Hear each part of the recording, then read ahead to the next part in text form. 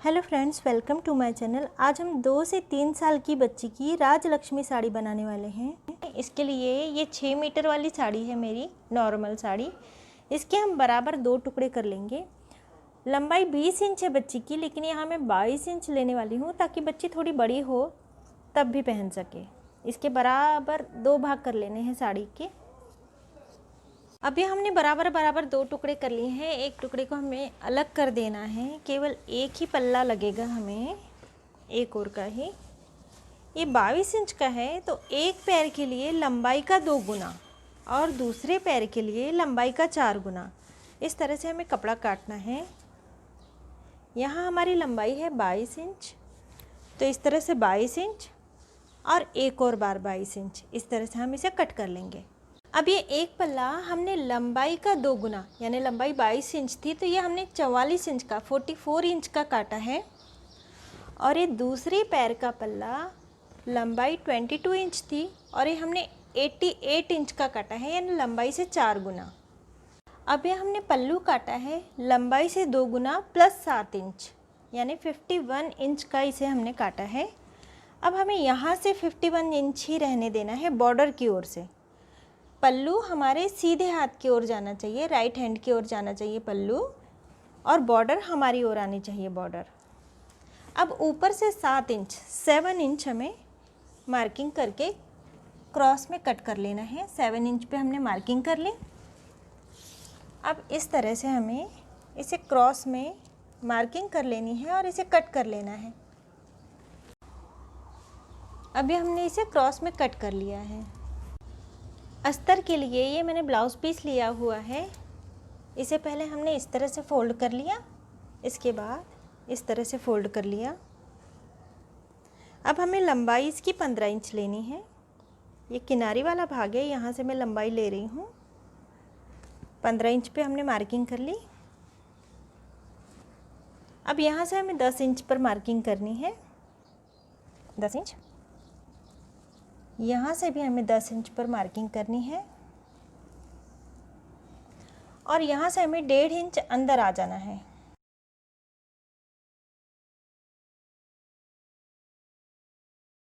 यहाँ से हमने 10 इंच पर मार्किंग की थी, तो अब नीचे की ओर हम 9 इंच पे मार्किंग करेंगे।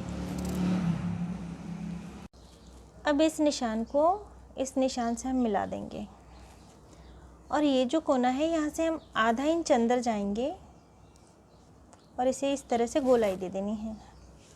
अब ये भाग और ये भाग और ये भाग हमें कट कर लेना है। बच्चे का हिप साइज़ 26 है, उसका चौथा भाग हुआ 6.5 और उसमें 2 इंच मिलाना है हमें, यानी 8.5। इस हिसाब से हमने ये नाप लिया।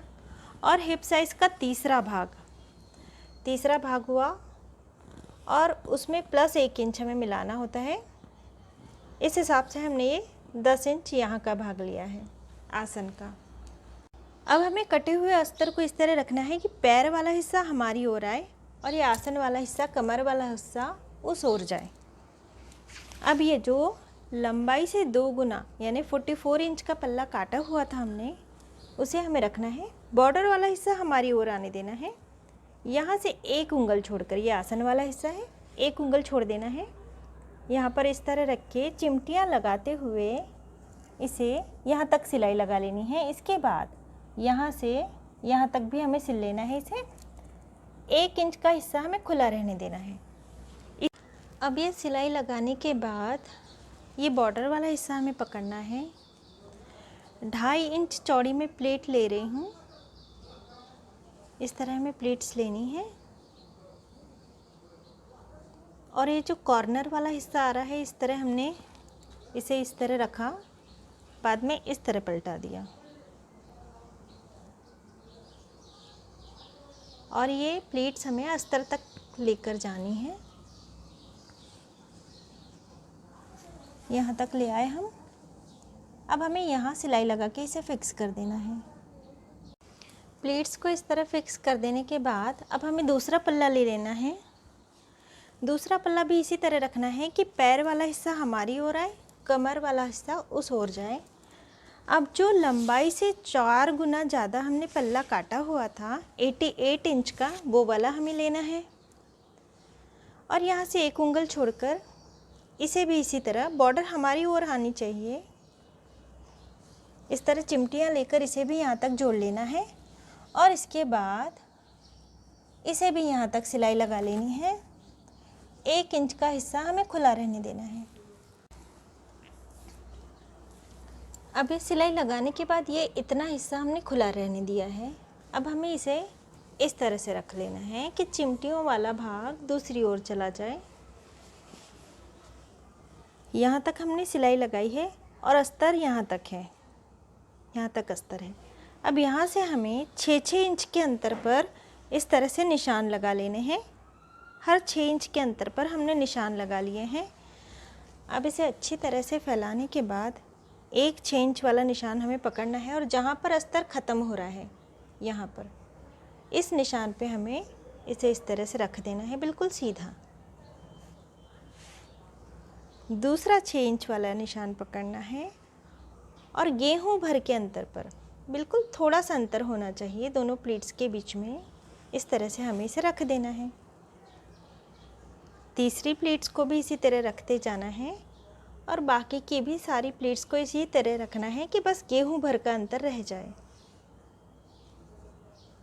ये सारी प्लीट्स हमने ले ली है। इसके बाद हमें बिल्कुल नीचे वाली प्लीट्स पकड़ के रखनी है और बाकी सारी प्लीट्स को थोड़ा सा ऊपर खींच लेना है, यहाँ से 1 इंच के अंतर पर। अब इस तरह दूसरी प्लीट्स को हमें पकड़ के रखना है और बाकी सारी प्लीट्स को थोड़ा सा ऊपर खींच लेना है। अब इस प्लीट्स को भी हमें पकड़ लेना है इस तरह से और बाकी की प्लीट्स को थोड़ा सा ऊपर खींच लेना है।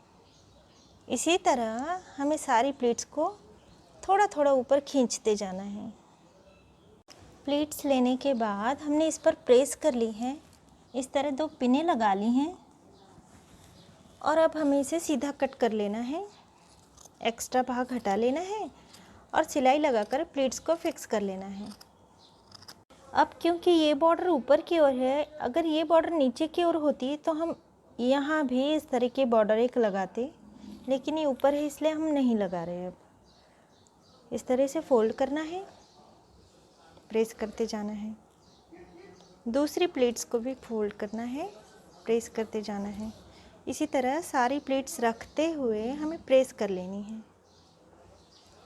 प्लेट्स में प्रेस करने के बाद यहाँ हमने छोटे छोटे टाँके लगा लिए हैं और ये टोटल 11 प्लेट्स है, 11 प्लेट्स है। अब ये जो हमने पल्लू काटा हुआ था उसका ये क्रॉस वाला भाग, इसे हमें चिमटियाँ ले लेकर 9 इंच का कर लेना है। चिमटियाँ लेने के बाद इसे बिल्कुल इस पर ही हमें जोड़ देना है, लेकिन प्लीट्स ली है उस पल्ले पर हमें जोड़ना है, आगे वाले पल्ले पर यहाँ जोड़ देना है। अब ये हमने पल्लू को यहाँ जोड़ लिया है। बॉर्डर वाला हिस्सा नीचे की ओर रहने देना है, यानी ये बॉर्डर पे ये बॉर्डर, और ऊपर की ओर बॉर्डर नहीं थी इसलिए हमने सिलाई लगा ली है इस तरह से। अब पल्लू को इस तरह रखना है बीच में, इस प्लेट्स को भी यूँ पलटा लेना है और दूसरा वाला पल्ला जो हमने तैयार किया था ये, इसे भी हमें इस पर उल्टा रख देना है। क्रच वाला हिस्सा यानी ये आसन वाला हिस्सा हमें सी लेना है इसमें, और इसी तरह ये वाला भी आसन वाला हिस्सा हमें यहाँ पर सी लेना है।